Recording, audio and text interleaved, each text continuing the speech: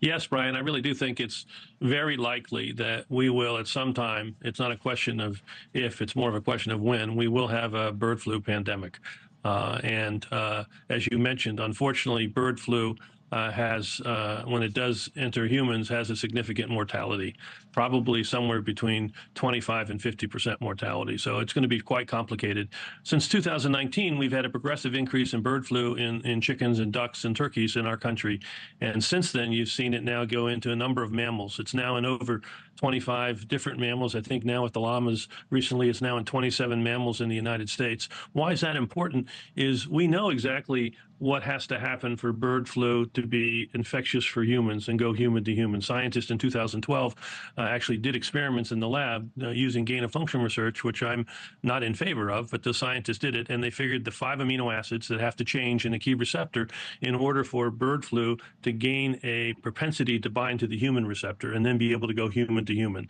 Something that obviously happened with COVID, where COVID obviously learned how to use the ACE2 receptor in humans and then, of course, became a very infectious virus. Those 5 amino acids, So that's a huge. So I was I just was wondering saying, if it's going to go, if it does, hopefully it won't. If it goes human to human, though, is it like COVID where if you cough, someone else can get it? Is that how it spreads, or does it spread a different way? no, it's likely to spread through aerosol and droplets is how it's going to eventually spread. And once the virus gains the ability to attach to the human receptor, and then go human to human, that's when you're going to have the pandemic.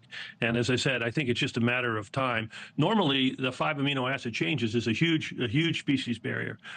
So who knows how long that will take. But as it goes into more and more different mammals, it's changing its use of receptors. It's changing. It's learning how to use different receptors for dolphins and seals. And it's learning how to use receptors in bears and polar bears and foxes and raccoons and cats.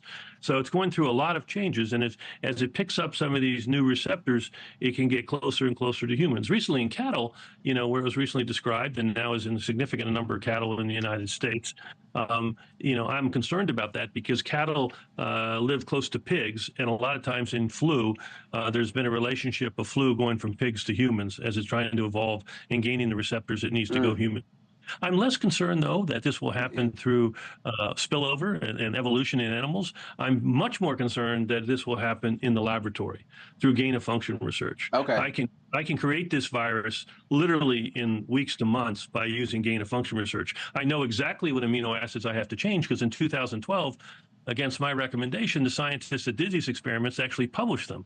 So the recipe for how to make bird flu highly infectious for humans is already out there. All you have to do is Yeah, look it up. Because of the multitude of the whoredoms of the well-favored harlot, the mistress of witchcrafts, that selleth nations through her whoredoms, and families through her witchcrafts. Behold, I am against thee, saith the Lord Yahweh of hosts, and I'll discover thy skirts upon thy face, and will shew the nations thy nakedness, and the kingdoms thy shame. And I will cast abominable filth upon thee, and make thee vile, and will set thee as a gazing stock. And it shall come to pass that all they that look upon thee shall flee from thee, and say, Nineveh is laid waste. Who will bemoan her? Whence shall I seek comforters for thee? Nahum chapter 3, verse 4 to 7. Shalom. I want to start off by giving all praises, honor, and glory to Yahweh, Bahasham, Yahushai, Bahasham, Ruach HaKodesh. Double honors to our venerable apostles and elders of Great Millstone who rule well, and peace and blessings to the Lord's elect, the house of David. All right, so Brother Aharon, coming back at you with a quick lesson, Lord willing to be edifying and informative and also uplifting, all right, onto the elect. All right, and I saw this article here, I believe it was yesterday that I saw it, but the Spirit has it where I'll be able to get into it tonight, right now actually. Okay, and we start off with this precept in the book of Nahum, all right, because we're in the times where, and we keep saying this, right, end time prophecies where all the words that were spoken from our elders and apostles, or of Great Millstone on down, all right, and even to their elders, all right, is lining up perfectly, okay, with biblical prophecy, okay, meaning everything that was written and every word that was spoken is all lining up to these times that we're living in. Okay, you're going from prophesying about the MOTB, which is becoming a reality. I saw the elder Apostle Dahar did a video today, which I also saw the Zaquan Itazwa, Stay in the Spirit 144. All right, the head of our camp, he also did a lesson. All right, going into, I believe, in Gaza. All right, they're trying to push for the Palestinians to start registering themselves with biometrics, okay, in order to receive aid. Okay, let me see something here. Where's that book at? Let's look up the word aid. Let me see if I can find that book. It'd be nice if I have it here. There you go. Hopefully they have that definition in here, right? What does aid mean? And I believe the Apostle Tahar went into it. All right, but let's see if I could find the definition that they have for it, at least when they use that word, what it actually means, right? Let's see. Let's look up aid. Hopefully they have it here. I didn't think I was going to look this up, so just bear with me for 1 second.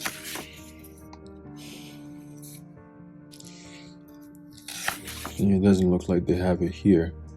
Okay, but regardless of the point, right, aid is basically any assistance that's being given, right, whether it be monetarily, all right, or whether it be weapons, right? The Pentagon's term of weapons, they call it assets, right? So whether they're sending assets or whether they're sending humanitarian aid, right? These buzzwords that they use, right? Whatever the case may be, it's all considered aid, right? If it was really what they're actually doing, right? But we're starting to see them bring in the fulfillment of the MOTB prophecy, okay? Because when you start saying that people have to biometrically register themselves in order to receive aid, well, that sounds very much like Revelation 13, 16, verse 16, 17, 18 on down. Okay? Or I should say verse 16 on down. All right? Specifically going into the 17th verse where it talks about, and that no man might buy or sell save he that had the you know what. So they're creating a conditional environment where, of course, they have the 6G coming out soon. They have these 15-minute cities and all that, right? But they're creating this state or this condition, right? With all this war that's going on, the only thing that you're gonna have is nothing. Okay, and that's exactly where they want the people to be. So we're gonna be watching closely, all right, with what's going on out there in the Middle East and how they're going to maneuver, themselves in bringing this biometrics thing into existence, in the sense of, actually getting people to do it in order to receive aid, right? In order to buy and sell, you have to do this. It's a conditional thing. Okay. And that's where the temptation comes in. But, I don't want to shift too much off topic. All right. The main meat and potatoes of this video is going into, and I'm going to title this A Very Grievous Murrain. Okay. And this goes back to the book of Exodus, the ninth chapter. All right, the first few verses up on the top of the chapter. All right, and as is written in the book of Ecclesiastes, the first chapter, there is no new thing under the sun. Okay, so we start off with Nahum. I just want to bring out that the Lord, all right, says that, behold, I am against thee. All right, sounds very similar to the words that he spoke via Moses and Aaron, okay, to the Pharaoh of Egypt in regards to letting his people go. Okay, so the Lord is using his prophets in these days to give the warning to the elites of this world, the modern day Pharaoh, all right, of this world, okay, to let his people go. Okay, in the sense that what? The 12 tribes of Israel, which are the so-called blacks, Latinos, Native Americans predominantly, okay, it's not just that group per se, but also people who are mingled in these other nations. You might be part of the Chinese people, part of the J-ish people. You might be anywhere scattered around the world. If you sincerely believe on the word that's being spoken by the prophets of the Lord, then you are an Israelite, number one. Number two, you're of the elect, all right? Because only the elect are going to actually understand, okay, what the Lord has his men speaking. Okay, as Yahushua said, my sheep heareth my voice, and they do follow me. Okay, so we believe that the doctrine, all right, that's being taught sincerely by the heads of Great Millstone on down is the doctrine of Yahushua. Okay, that's why the Apostle Paul said, for every man to be fully persuaded in his own mind. Okay, so once you're fully persuaded in your own mind, just like the men who followed Yahushua 2,000 plus years ago, we were fully persuaded in our minds that he is the Messiah. He is the one that we've been looking for. Okay, so it's the same thing now. But the point is, this article here, all right, is highlighting that the Lord is indeed speaking to modern day Egypt. All right, he's visiting the world which he made, as is written in the book of 2nd Ezra. Let's see if we can pull that up. Okay, and the world is not just the world of Israel, but also the whole entire planet. Okay, the whole entire planet is being visited by the Heavenly Father. When you read some of these news headlines nowadays, it's disaster across the board, everywhere. Okay, this country is going through this, and that country is going through that, and this country's. That's all you're hearing in the news right now. Okay, so 2024 has definitely been what we call a tone setter for 2025. All right, my Eve was telling me that she was listening to something, and she said the person was saying that it's crazy how things are about to change, you know, during and post so-called election, right? And a lot of people are going to be, you know, unalived. Okay, and he was saying that the guy who was on the thing, whatever she was listening to, was saying that it's crazy how majority of the people who are listening to what he's saying at that moment are not going to be here a few months down the line, 3 to 6 months, or however long it's going to take for Esau to kick into full gear, right? He's saying that most people who are listening to him today have no idea that they're not even going to be here in the next few months. Okay, so that should tell you how fast the judgments are about to start pouring out. Okay, and we can't wait for that. I mean, it's going to be something. Okay, it's going to be something. But let's get this in the book of 2nd Ezra, the 9th chapter, and then we're going to jump into the article. All right.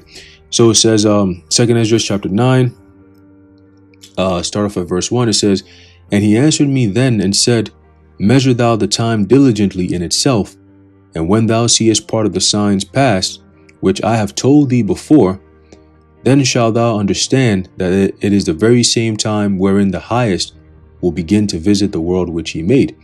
Okay, so the visitation, all right, of course, is coming with the plagues, the calamities, but also when you think of it on a spiritual level, all right, the Lord's voice is really reverberating via his prophets. Okay, it's reverberating through the whole entire earth via his prophets, and that's why they're sending guys like Vocab, and he's getting all emotional. You know, Dr. Quaz Brown, he's getting all emotional. See, they always have to run back to the emotional tactics. Oh, you're saying that you're going to be, if somebody doesn't drop down and give you 50, you're going to chop their head off? Wow, so you're going to be murdering in the kingdom? Oh, you know, like they always want to, you know, tap into the effeminate, you know, spirit of these demons out here who claim to believe in the Bible. Okay, it's just it's a constant thing, always looking for carnal things, all right, to justify their reasoning, but it doesn't work like that, right? Quaz Brown is jumping on the racism bandwagon now. Oh, that's racist. You guys are racist. You guys are saying this, and it's like, dude, y'all need to stop, for real. Like it's just, yeah, you guys need to stop, okay? Because we're telling you, you think you. Let me get this real quick. Get me tight. See, you do all this wickedness, and then when it comes time for judgment, you start pointing out, well, Your Honor, you know, they said that they're going to do this to us. Well, the judgment is about what you have done and what you're about to go through. The Lord is not listening to your arguments and your plea and shit like that. Like, well, listen, hear me out. How come you love them? But no. We're not here to discuss what the Lord is going to do for us, right, per se, or what you saying that we've done. Like, oh, Lord, look at what they're doing. Look what they're saying. No, the Lord is specifically looking at you. Okay, so you're not going to divert the attention. Look at your past. Everything that's about to happen to you is from your past all the way till now. Okay, and the future until Yahushua gets back. So your judgment is already set. Quaz Brown, Vocab Malone, if you're listening, your judgment as a race, as a nation of people is already set from day one. So your petty little stupid little arguments that you try to pull, these debates and all this stupid stuff, it doesn't change what's already set in stone by the Heavenly Father via the Holy Scriptures. You see? And that's what we're trying to tell you. Like, you need to just chill, relax, go find a different island somewhere. Just chill out and wait. So when the Lord comes back, we come shackle you and we go do what we got to do. All right. But all this debate and all this stuff, it doesn't change anything. Okay. If anything, you make us stronger because you have a lot of people who listen to your channel. All right. And they're like, nah, hold on. What these men are saying is true. Right. We have a testament on that.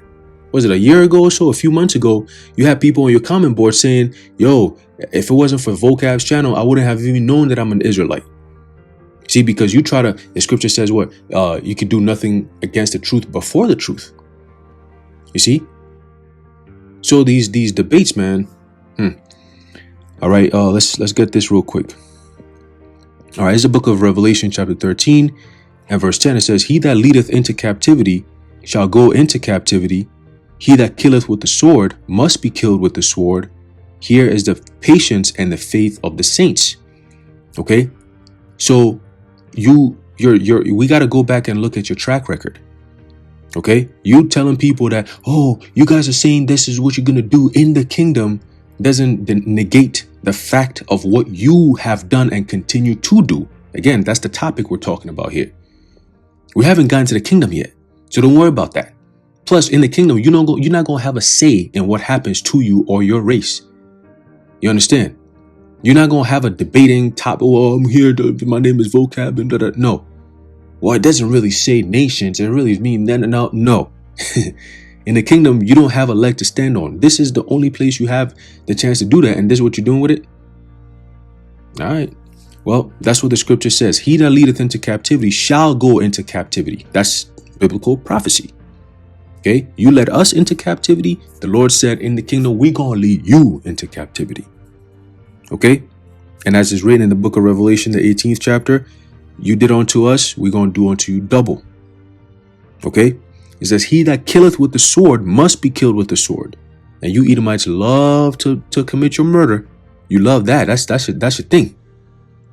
I mean, the sword is your blessing, but damn, you know. Look over there in the people that what's his name? Vocab don't want to address. Look over there in the Middle East. Okay, look what they're doing over there. Right? We mentioned it earlier. Gaza. No, yeah, right. What's going on over there? In the name of we need to defend ourselves.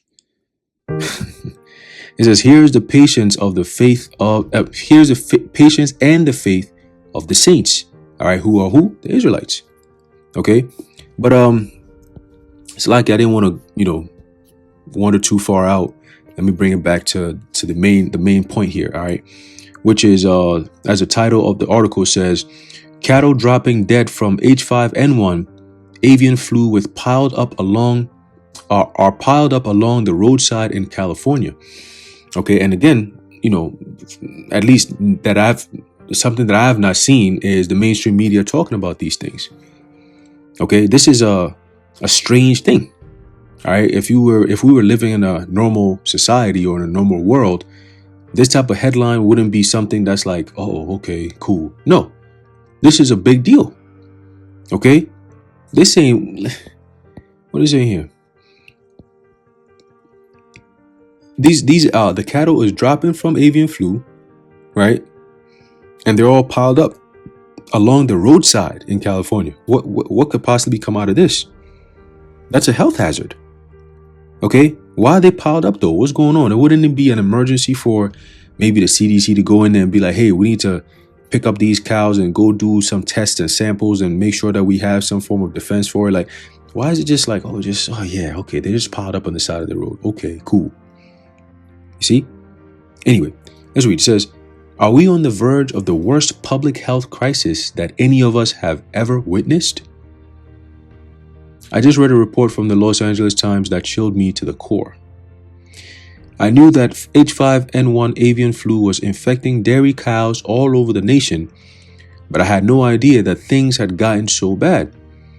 California produces more dairy than any other state, and so prices for milk, cheese, and other dairy products will inevitably go up as herd after herd gets devastated by this insidious disease.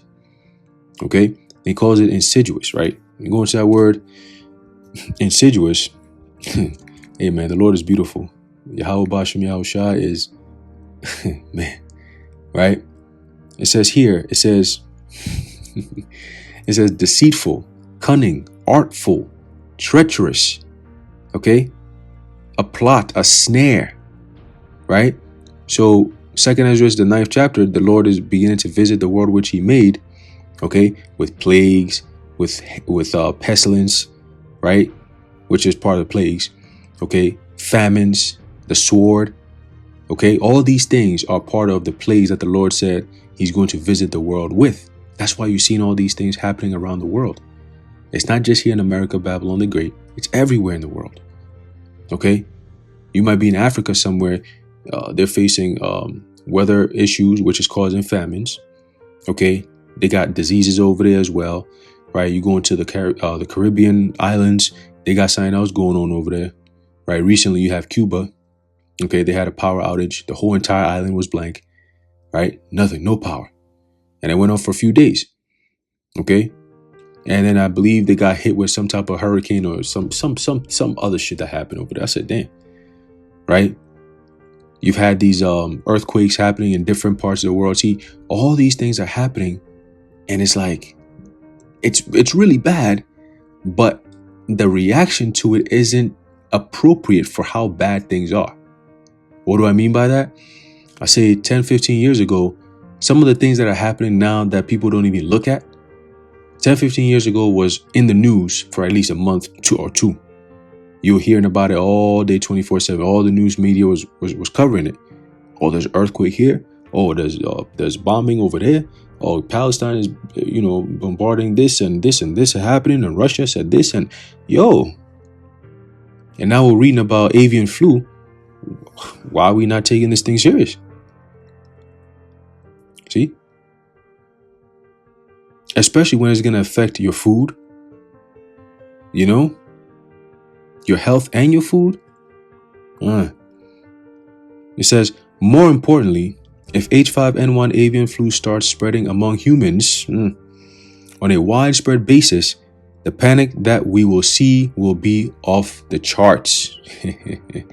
And they're waiting for the perfect time because, and I think I'll be able to put this video in the post edits about an interview that I believe was Cuomo channel.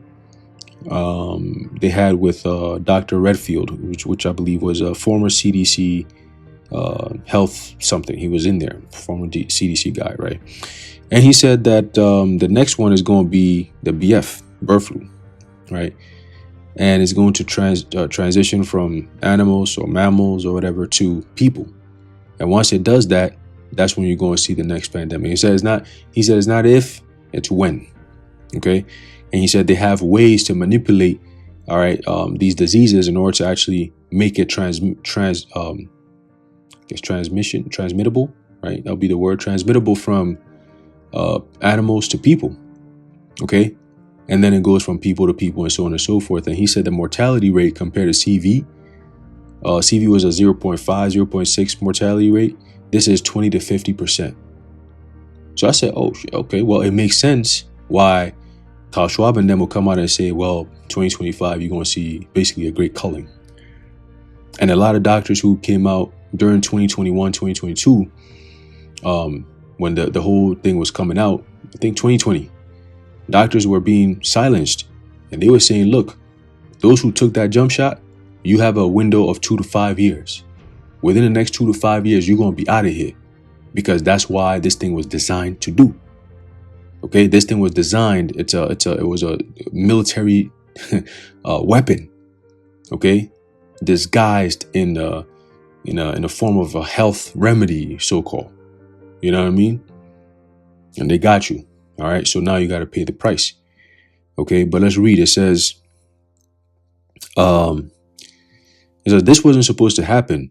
We were told that even though millions of birds were dying, H5N1 avian flu would not start spreading widely among mammals. They've said a lot of things. a lot of things they've said, and most of the time it's the opposite of what they're saying that really is the truth. You know what I mean? Most of the time, right? It says, but now it is, right? At this moment, dead cows are stacked along roadsides, rotting in the heat in some areas of California. A dystopian scene is emerging in California as dairy farmers battle a ruthless disease. Okay? Dead cows and calves stacked along roadsides, rotting in the heat, surrounded by crows, vultures, and thick swarms of black flies. After wiping out tens of millions of birds worldwide, the H5N1 avian flu is tearing through dairy farms in the US. I wouldn't be surprised if the future scene, you have cows being replaced by humans. Okay, a whole bunch of dead people on the side of the streets, on the side of the roads, in their homes, whatever the case may be, and just this stench. Okay, this unbearable stench of these major cities. Why? Because you have dead people all over the place in places where they can't even find. And they just stay there and they just rot. Oh, it's going to be something. It's going to be something. Okay, because the infrastructure that's supposed to be there to keep everything, running is collapsing. Okay, it's collapsing when your trash removal is not working or is not, functioning. Okay, when your police force is not functioning properly, when your firefighters are not, functioning properly. Okay, your sewer, removers, whatever. All these things that are basic essentials, when those things are brought to a halt, like Klaus Schwab said, that could be very devastating. See? And he said it would make CV look like a walk in the park.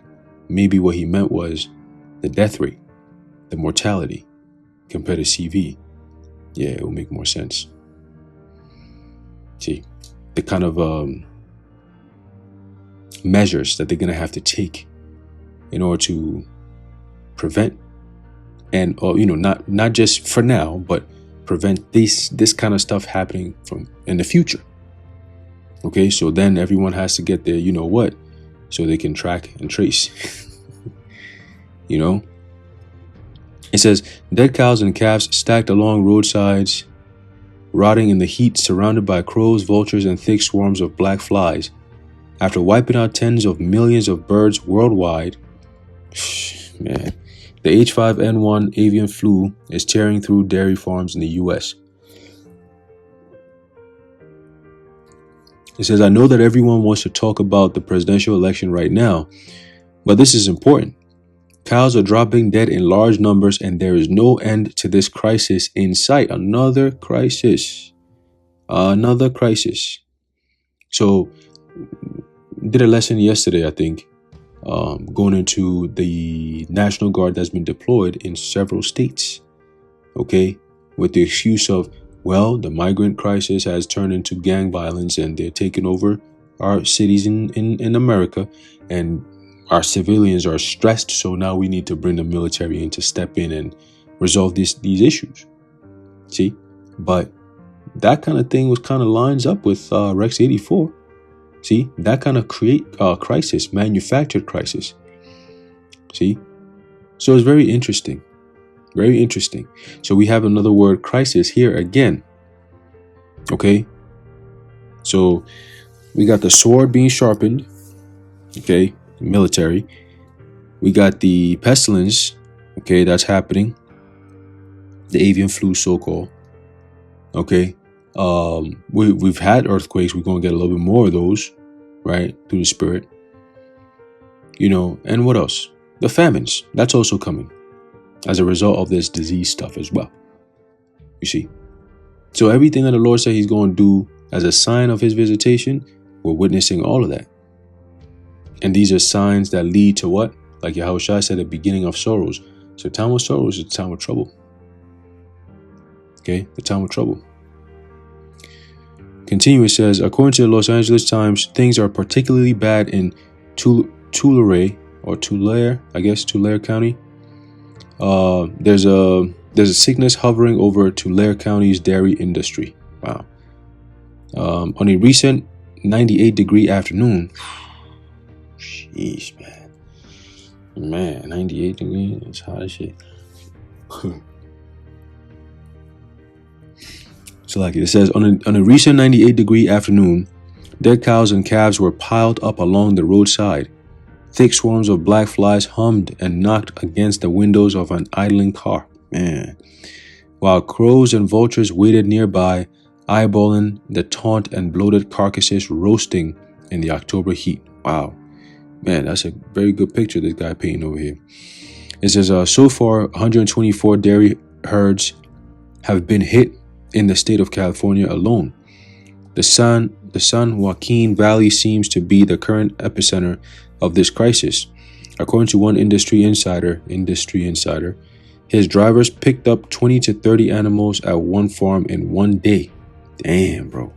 So that's going to send the groceries when you want to buy meat and all that. That's going to send that thing skyrocketing, man. Crazier than what we have now. You know? And it's also going to open up the door for Gil Bates to step in and say, well, this is why we're going to have to supplement with, you know what meat. Them 3D whatever meat, you know. Anyway, continue. It says, a similar observation was made by Jimmy Andrioli, the second spokesman for Baker Commodities, a rendering company with facilities in Southern California. He said his workers are picking up a surge of dead cows throughout the San Joaquin Valley. Damn, bro, everywhere.